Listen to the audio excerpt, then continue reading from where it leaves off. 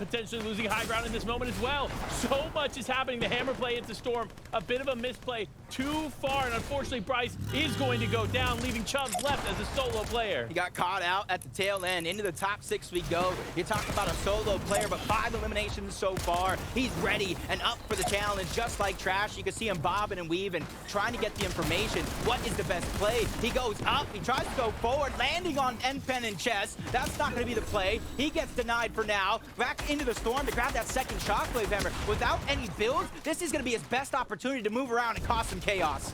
I mean, the chaos indeed is caused as Trashy lands a massive shot here, but he's going up against the duo. He needs to be careful. He cannot overextend in a fight like this, especially with no builds left. He gets the knock. Will he be able to hold him down? He gets 2. He gets 2 eliminations to finish off that duo. He goes back to back, keeping himself alive, but he doesn't get the siphon to go through and keep himself going. Now it's down. N-Pen and Chess, the only duo standing, but Aoxy, he has the world on his shoulders, and it's not going to be enough, though, as N-Pen and Chess Juniors, with 11 eliminations, take game number 7. I said it here in Game 7. I said N-Pen and Chess were going to be a duo to pay close attention to. They needed a big game. Well, guess what? They delivered. And I gotta be honest, N-Pen's collegiate experience might be showing here in the grand finals because that was the top-tier gameplay. Hey, I'd agree with you. It has to say something about his journey, playing against every single type of player, from collegiate to professional, at the top of the game, in one of the most stacked set lobbies we've seen in a while. Getting that elimination onto Quanti, realizing they're in a 2v1 situation, and playing patient to seal the deal. The teamwork, shockwaving up, causing some chaos, sending Aoxy down to finish it off. Look at the excitement from N-Pen. He knows how big of a performance that was there to finish off game number 7. But that's only the first game of the day here, Jacob. There's still 5 more to play before we can crown our champion. So much still on the table. Yep, and you saw a lot of our top competitors, including Acorn and Cold, go down early in that game. So the leaderboard has to be in shambles. Luckily, we have the incredible Zeke, Taco, and Kelly to bring us home. Thank you so much, guys. A completely different atmosphere here in day number 2. Yesterday, game 1 started chaos, unbelievable chaos. Today, very different. Members of the top 3 going down left, right, and center. Solo efforts coming out from people like Trashy. Game 7 was incredible.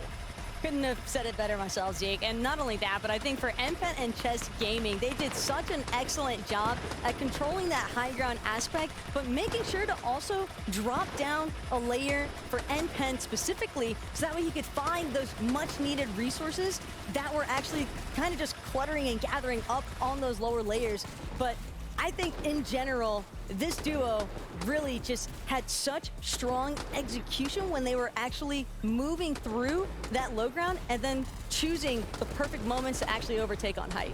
Yeah, I mean, Chess Genius proving his namesake right now, playing incredibly calculated throughout that game, knowing when to leave height, knowing when to take the eliminations and the aggression, and obviously that worked out for them right now. A victory royale plus 20 eliminations over the 7 games is going to put them up in a decent spot. I don't know necessarily if we're going to be seeing them in our top 10, but still, that is how you want to start the day 2. Yeah, you just need a couple games like this, right? Let's just chain a few of those together, see if we can strike up into that top 10, which does remind me, let's take a look at our standings, see how things are kind of shaking up. So, I mean, again, wow, just look at this. Bryce and Chubbs jump up in that #1 spot. And remember, they actually kind of had that moment where they got eliminated, right?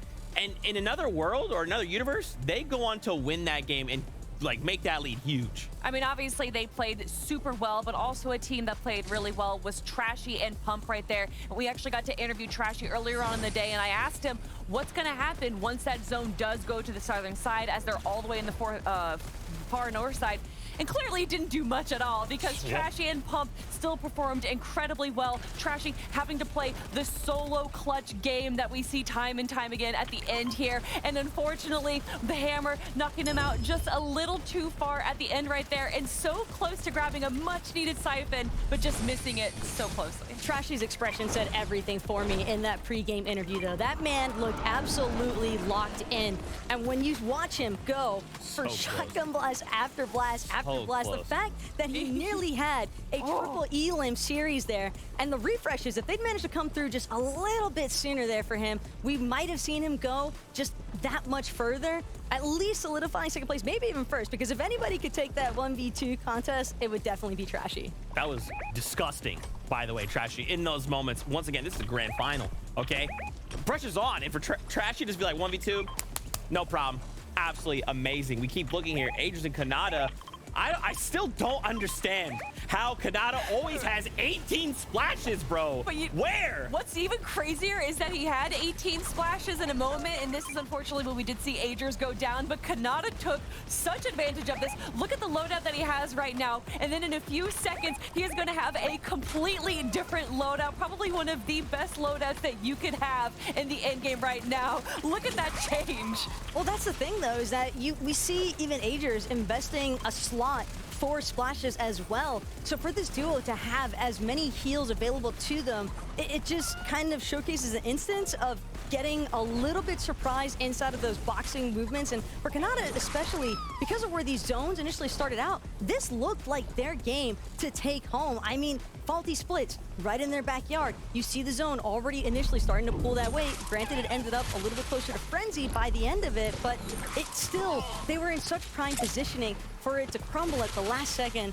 Definitely a little bit unexpected. It definitely looked a bit congested, though, towards the faulty splits drop right there. So maybe that was part of the issue, but obviously they were able to make it into the end game, so it wasn't too much of an issue. But we have to talk about a team that has really surprised us, and that is Chubbs' team. I mean, Chubbs and Bryce coming out of nowhere. They barely have any finals performances, and to be sitting in first place spot, Taco, I'm incredibly impressed. And when you watch it back as well from yesterday, when they were able to pick up a victory royale, it's incredible to think that they're still finding those instances. And again, don't want to jinx them. It is only game number 7, aka first game of day 2.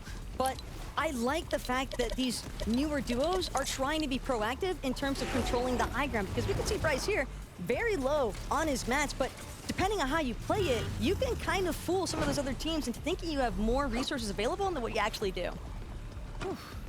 This is already shaking out. Be crazy, okay? I don't know that I can handle more games like this from day number 2 here in NA East. That was just the first game. There's so much more on the line for so many of these duos. So many of these duos that feel like they have so much to prove to themselves, to us, to make sure they say, hey, we deserve a spot in the global championships later on this year. I just feel like I'm gonna continue to stress. Don't worry, I will stress for all of us cumulatively, so you don't have to. All you have to do is get ready for game number 2 of the day, which is actually game number 8. Thanks, Kelly. You take over. All right, Kelly. Kelly, come here. Send us away, Kelly. All right, everyone, it's time for the second game of the day. It's game number 8, so let's get to it.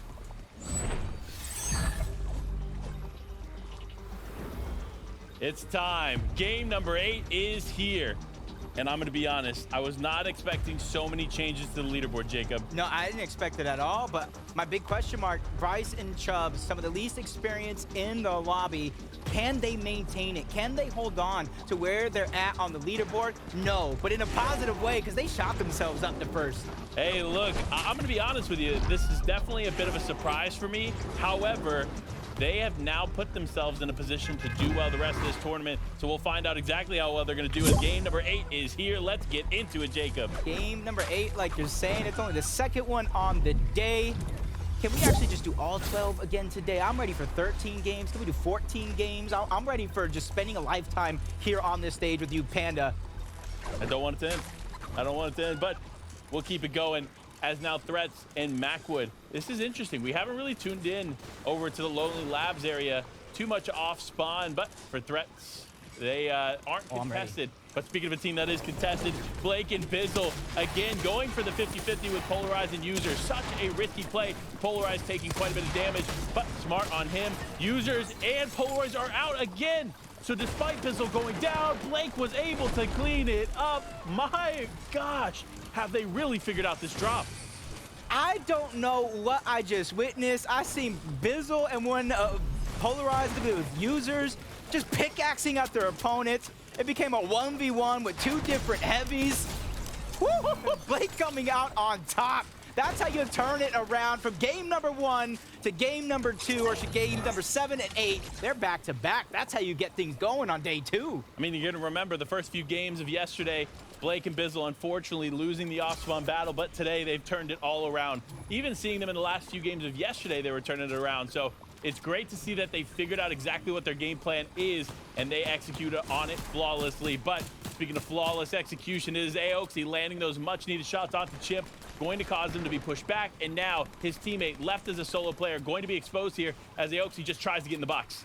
Yep, Spade. I don't know how they got so separated, but now they have to dig deep, and he goes down yet again. You see Chimp trying to close the distance, minimize the audio.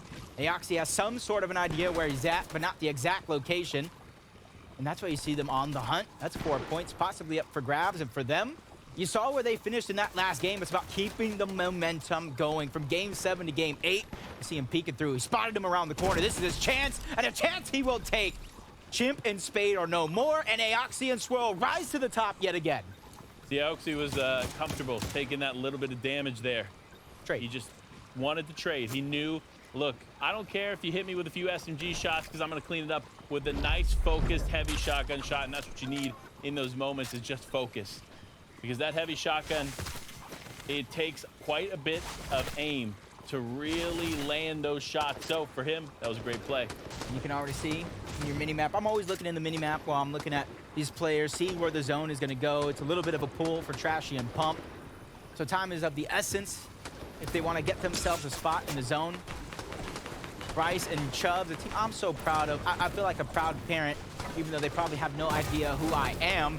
I just want to see them continue to perform. And this reason why I say that is because it gives everybody hope, right? The players that are not the superstars, that are not those big names saying, hey, that could be me. That could be me next. There is FNCS Major 2 around the corner. Yeah, I mean, look, even though we're in the grand finals of Major 1, now Major 2 is not far out. So for the teams that aren't necessarily getting their game plan, their strategy down now, don't worry. There are more majors this year, more opportunities for you to go on to the Global Championship. So just learn from today's game. But for a team that is in contention, for a team that is at quite near the top of the leaderboard, it is Kanata and Agers. Their game plan and strategies throughout this competition have been flawlessly executed. But in that last game, with Agers going down, Kanata clutching up a few more points, it wasn't necessarily what they were looking for there in game number 7. And you can see Yamzo and Rise looting up, throwing all the loot or all the extra hills into a central location. That way they can keep stacking themselves up, figure out what load up they want to get, and then continue on with their game. A solid game plan, if I say so myself. I've seen so many teams use similar strategies to kind of stack up their Storm Surge so they don't have to worry about later in the game while maintaining as much heals as possible. Acorn and Cold trying to do the same thing, but you can see they're inside of the zone already. Much more than they were in that last game. And that leads me to ask the question mark, or hopefully we'll see it later in the game, is how they maintain that Storm Surge strategy. Because game number 8 or 7 on the day, it wasn't the best. It wasn't. However, for a Viven user, they know that even if they are down, they're not out of this competition. We saw Aviv play exceptionally well in the Surge week. And so for a team that knows how to play in these make or break, last chance opportunity shots, and honestly come out on top, I'm not going to count them out quite yet. No, I wouldn't necessarily count them out either, especially a team that has so much experience. But I wouldn't count out Reciprocal and Revised, a team that can threaten for the high ground at a moment's notice. They can cause destruction, almost play leaderboard busters and bust everybody down when you don't expect them coming. And you can see them trying to rotate as close to the center as possible. And you see the position that they're in right now, they're not boxing up. They're continually trying to bypass everybody around so they can get a cliffside of their own, build that tower in the sky that we see so many teams do, and then that's where they're going to start to gather up their Surge. Yeah, Surge is going to be important here. A lot of these teams were struggling yesterday, just not figuring out exactly how to connect those shots early on and causing some serious issue for these duos. But for a duo like Booga and Peterbot, 5 more opportunities, I should say, to shift this leaderboard in their favor. You know, look, as much as I was saying in the pre-show and during Surge Week and even yesterday, how I don't know that they were going to win, I still do strongly believe that Bugha is the GOAT of Fortnite. I mean, his accolades, his accomplishments speak for themselves.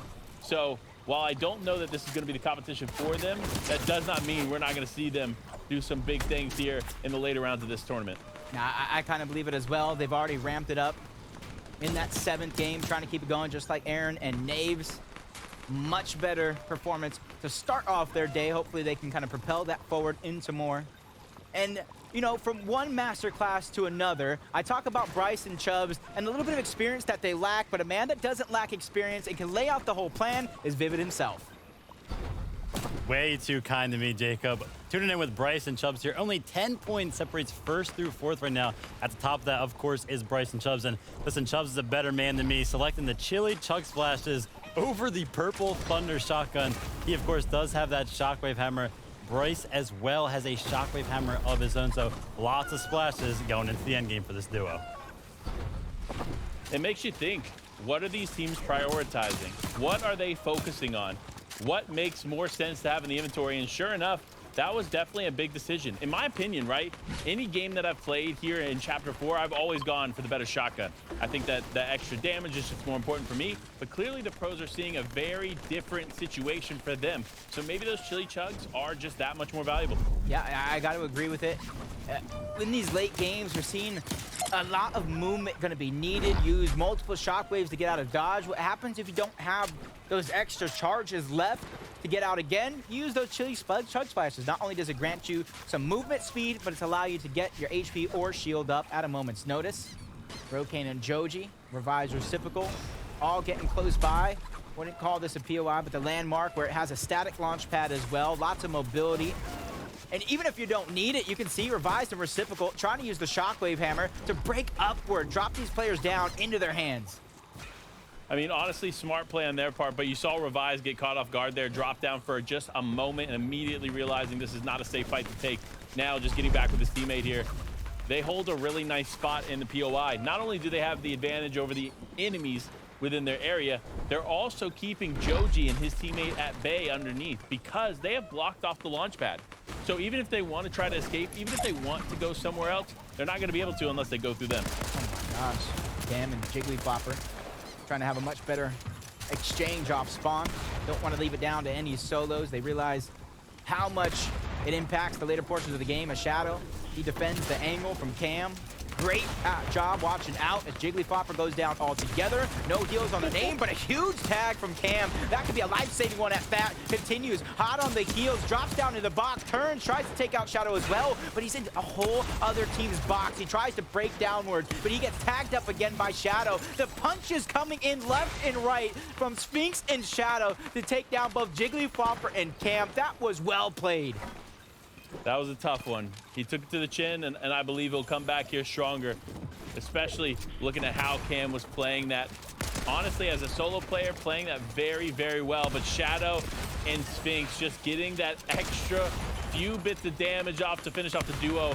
And good for them. You know what? This is a duo that didn't necessarily have the strongest day one. So for them coming into day 2, getting a few eliminations, especially eliminations onto big players like Cam, I mean, great start. You've seen a prime example right here, right before our very eyes as well. Kanata and Agers. You notice something different? 5 splashes instead of the normal 18. Leads you to believe that he chose a different augment this time around, trying to suit a different style of play, trying to climb up the leaderboards even more. And that's one thing we talked about as well, that the performance they've been having at his duo is phenomenal. And they have the potential to pop off as solos as well. They're one of the teams that you can't count out at a moment's notice. Doesn't matter if they have one bad game or go down earlier than you'd expect. Yeah, I mean, look, so much can still happen in this game that even though we're hyping up Chubbs and Bryce, we're hyping up Kanata and Agers, it can all change. We saw it last game with Acorn and Cold. They went down way earlier than anybody anticipated, and it changed the trajectory of the way that leaderboard looks going into game number 8. So for Walkers and Burt, they look to be the disruptors. They look to be the players that cause the change here, as they've had a pretty decent game number 7, game number 8, looking to make it the same with big tags coming through here. probably not going to have to worry about Surge here in a second. You can see all the fruits and vegetables laying around him. You got to imagine a harvester augment coming into play. And really take note of the Falcon Scout as well. The information walkers are gathering time and time again for a duo that can get aggressive, close the distance at a moment's notice. That could be an attribute that a lot of players don't necessarily think of. Quanti and Scare, phenomenal plays. One zone to the next. They're trying to play the slow side of the zone, where the least amount of players are actually going to contest the spot, but this might not be the best thing for them. 70 below Surge, continuously falling even further. It almost makes me wonder, is their plan to just simply out-heal it? You got to be the fishing rod that just dropped. Jelly Angler Augment is a possibility. It could be a smart play. Yeah, and it might be the play for them. Look, for teams that struggle with mid-game fights, the best option is to avoid them, right? But when you avoid mid-game fights, you also run into issues with Surge. So the only answer to that, in my opinion, is the Jelly Angler Augment. I mean, look, that thing, when you are set up near a body of water and you just fish with the rod that is provided through the Augment, you're going to be able to heal off against pretty much anything. So for them, that's their challenge. Will they just tank Storm, tank that Surge, and hope that other teammates end up going down or other players end up going down? I don't know. It's a tough call to make. A little bit more separated than I would hope for Vert and Walker. But you can see why it's so. 185 below the damage threshold.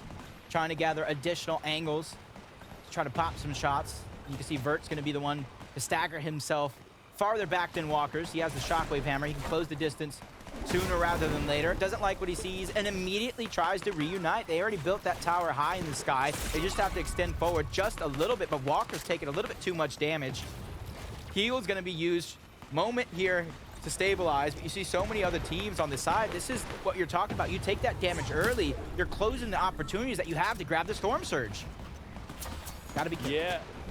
You definitely do have to be careful. You can't be putting yourself out there. We saw that with Peterbot yesterday, where he was just basically diving in front of shots. I mean, he's looking for Surge, and rightfully so. He needed it, but he ended up taking way more damage than he should have. And unfortunately, that's what we're seeing here happen with Vert and Walkers. Not only are they getting tagged up by Surge, but they're also getting tagged up by the players there in the distance as now Walkers is down. But looking to connect those final shots on the Vert here are two teams, Revive's Reciprocal being one of them. Of course, this could be huge for them. This could be the refresh that they absolutely need. But for Vert, it might be over. You lost your other half, your duo, your teammate that you look to time and time again to try to hold that confidence at a high. Revives and Reciprocal. Got to be feeling confident after that one. Refresh to propel themselves forward. Keep them going in this game. Trashy and Pump looking like kind of a little down, a little bit too far down, but you can see the 12 slap berries, big bush bomb as well. You got to imagine the Augment's trying to match the gameplay. Pump living with just a sliver of HP. Trashy needs to look behind, and he's going to make sure that they reunite together again before they begin to try to set themselves up, just like Quanti and Scare. We talked about them, and they're not trying to take these mid-game fights. They're just simply trying to out-heal it in this scenario. Will it work out? Honestly, I'm invested to find out. I mean, look, it's a viable strategy. Out-heal Surge as much as you can here. Use the Jellyfish to do that, but also having to use some of those chug splashes. That's when it becomes a problem for me. When you're utilizing the resources you need to keep for the late game, then there's a problem with the strategy, especially considering when you have that Jelly Augment, you need to start using it early. You can't wait until Surge is ticking away at you, because you want to have a stockpile of those Jellyfish before that Purple Lightning begins to strike. Yep. I agree with you 100%. Proactivity is going to be key for a lot of these teams. You make one mistake in a lobby like this, it's something you're going to be looking back.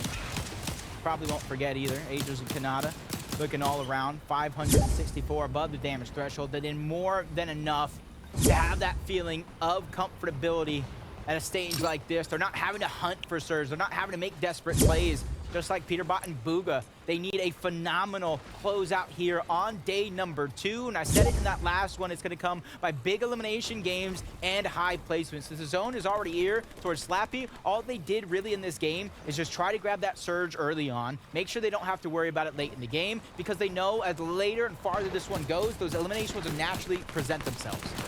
I mean, look, if you're Acorn Cold or Peterbot and Booga, you're feeling pretty ecstatic about where this zone is pooled.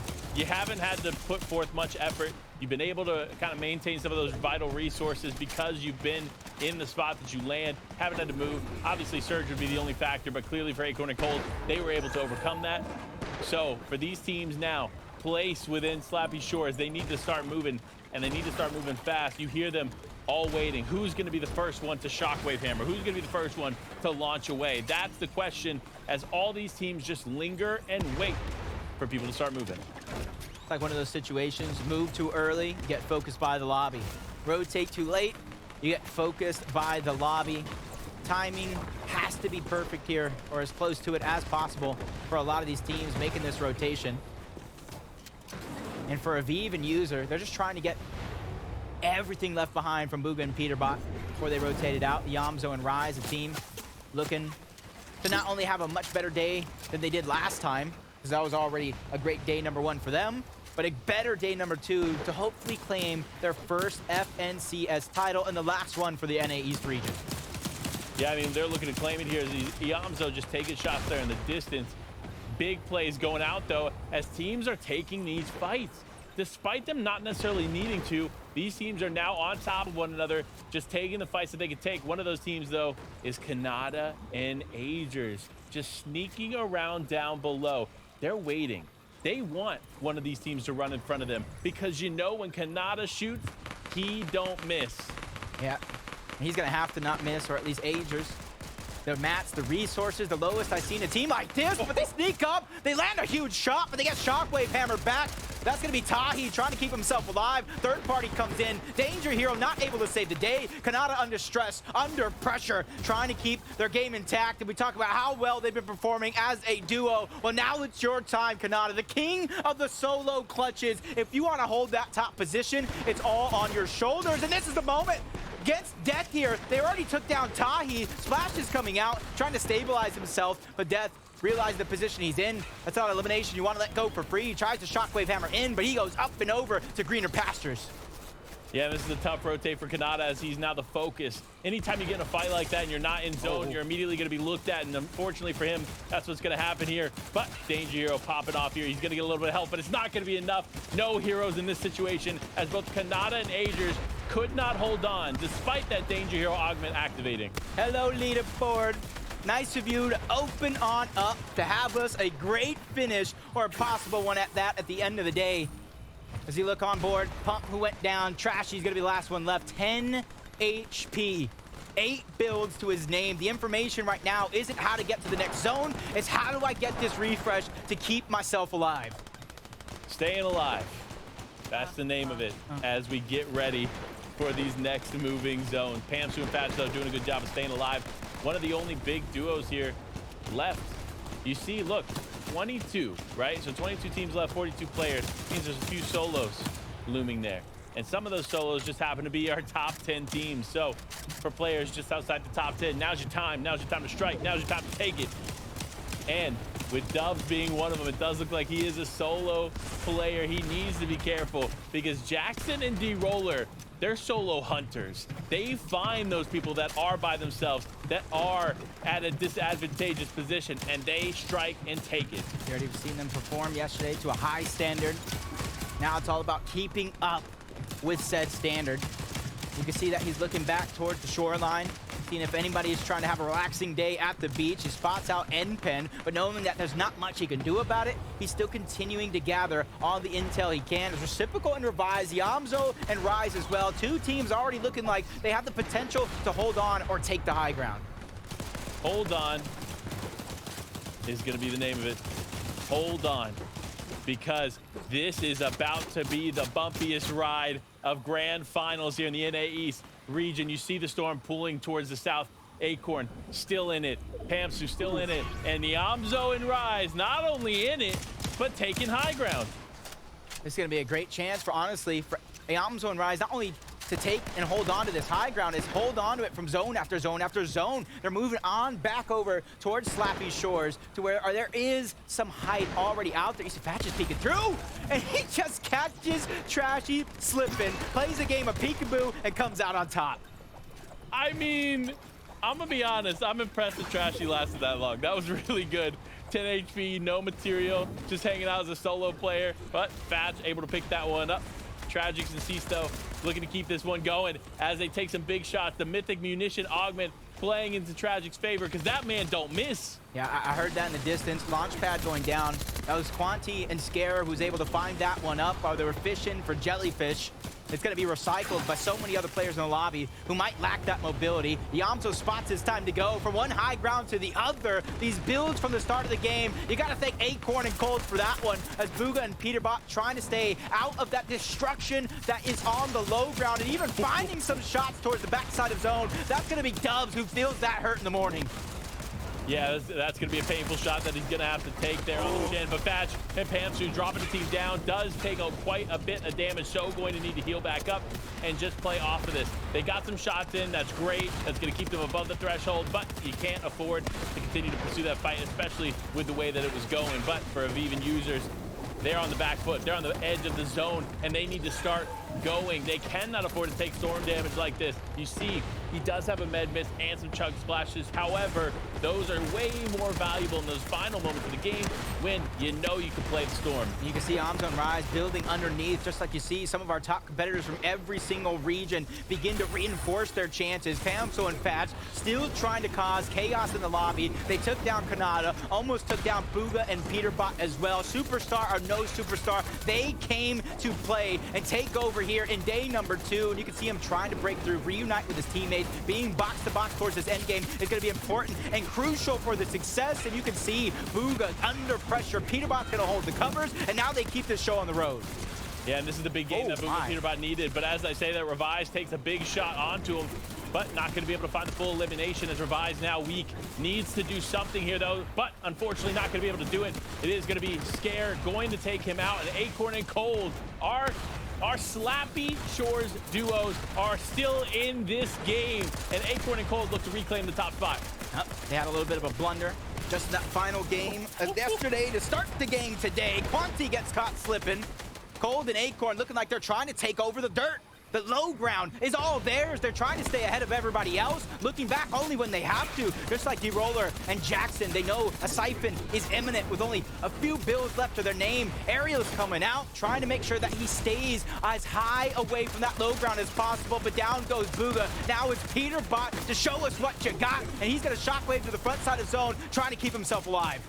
He's doing what he can here with the minimal resources that he has. He's going to have to find something here if he wants to stay in this game, and he's looking. My man, when this guy shoots, he don't miss. So the way he's looking for these shots is going to be huge. He's actually going to go for height. Wait, this is so risky for him to take out high ground and focus them. But sure enough, it does end up working in his favor, causing Yamzo a little bit of damage, but it's not going to be a good exchange as the Yamzo Rise end up cleaning them up. And we got 4 teams remaining here in the final moments, and they're all superstars of the region. And you can see Cold making sure to miss Acorn up. That challenge for the high ground is going to come through, but he flies right past, landing just a short shot on Yamzo. Acorn ends up in the wrong box. He's under pressure, but he's going to be able to survive. Cold making sure that these clutch plays he's known for is going to follow him to the FNCS finals. Acorn and Cole must have heard Z talking that trash there in the pre-show, because they're coming back. Not only are they coming back, 5, 6, 7, 8 eliminations as they hold on to the final moments. Cold going to challenge fast there on height, then go for the low ground, takes out Jackson, and now it's a 1v1. Ice in his veins. He called Cold for a reason. A huge shot on the match. Back to back, 10 eliminations. This man wants the title. He wants to go to the FNCS Global Championship. They either go down early or they win the game with 10+ elims. I don't know what is happening, but listen, honestly, they got some motivation here. They're getting that second win in day 2, and you love to see it. I gotta be thinking right now, Cold, watching how that played down towards the end game. They got separated. It looked like it was bleak, but it ends up as 3 solos for the end game. Cole's got to be thinking, I got this. Acorn's got to be thinking, he's got this. Guess what? They snatched it away.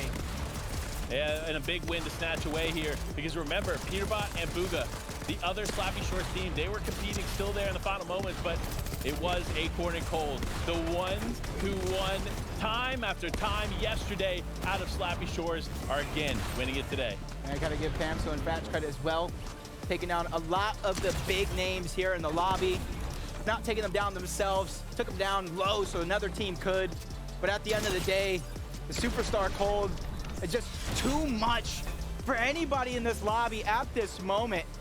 And we talked about the game number 7 blunder, game number 6 yesterday. That is long behind them. They're ready to take the next couple of games by storm. They absolutely are, but look, there's going to be some shifts on the leaderboard, and the only people that can break them down for us is Zeke, Kelly, and Taco. Cold. My gosh, this guy is on another level. Can I just say his ability to isolate players and just make them feel for like a moment they're safe, they're fine, and he's just waiting there with an edit, waiting for them to just drop that guard for a single moment, and he takes full advantage of that. I think my favorite part was honestly right at the very end. He recognizes that there's a gold auto maven right for the pickings, manages to grab that, and that's actually what helps him solidify the final elimination blow to clutch out this win. And I don't think anyone needs to question, oh, well, maybe this was because it went over to Slappy Shores. This was an advantageous zone. No, we saw Acorn and Cold time and time again yesterday have far polling west zones and still come out on top. Like you said, though, Cold with these calculated eliminations time and time again, going on the aggressive, even when he comes down to a solo player, not letting up against his opponents. Coming down, though, you do have to give props to Fatch and Pamsto. They had an incredible in game as well, but it did go to the way of the Slappy King. Yeah, that's so crazy. Just watching that back, it's so clear that like Cole is almost forcing everybody to move where he wants them to move, right? He's like, hey, if you want this fight, you're gonna come down to this wall and you're gonna have to go for the shot, and he makes sure he's the one that walks away with it. Once again, they take over that #1 spot, though. I love that you're saying move and move, because Acorn and Cold moved down to 3 placement points after game 7, now moving back up 3 placements again, holding it back that first place spot. They're just looking to reclaim their title and their position on the leaderboard. And whether or not they manage to hold on to it, I think if we continue seeing these kinds of repeat performances that Cold is clearly capable of, it's more than feasible to imagine that they're probably not going to sink much further than where we saw them initially in game 7, and watching that bounce back in game 8, they've again built up a little bit of a buffer zone. And clearly, they are the stars of that last game. But can we talk about 2nd and 3rd place right now? These 2 duos continue to surprise us, even after day 1, where we weren't certain if they were a day 2 team. And here we have it, Bryce and Chubbs sitting in 2nd. Reciprocal and Revised, the high ground kings that we had from yesterday, still doing good in 3rd. But you know what's crazy in this game, actually, Kelly? We saw Yams and Rise. They were the ones on high ground this time. They're like, Revive, Reciprocal, no, we would like to challenge. Apparently in day 2, everyone's looking to play height. And one of the best things that Yamzo and Rise did with this height is that when they noticed that the zone was pulling back towards the territories that they had high ground built, not necessarily them, but just high up, working for the zone, connect to with using the chocolate hammer to front side of the zone. And they also made sure to cover their tracks. They backtrack and made sure to connect as well. Where just at, just in case you don't know which way these other things start moving. But I think that ultimately it starts with Peter actually chopping Yamzo and Rise in the first place. You do have to give credit to what we saw yesterday, going down early a few times. It was Ruga who had to come out.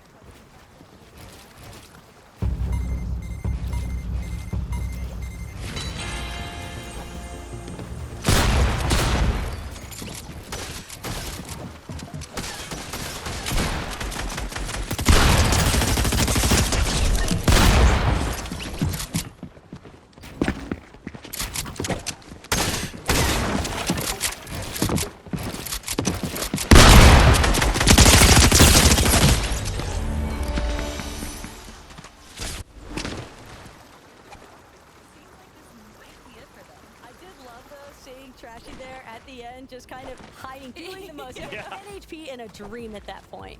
Listen, those little things could make the difference, right? That time, it didn't, but maybe in the coming games, we could change up the strategy. Remember, we have to adapt. We want to be in that #1 spot, but we know you want more games. We do as well. So find your seats on the battle bus. This is game number 9.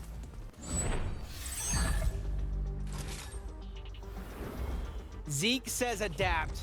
So adapt we shall, especially these competitors, depending on where you're at on the leaderboard.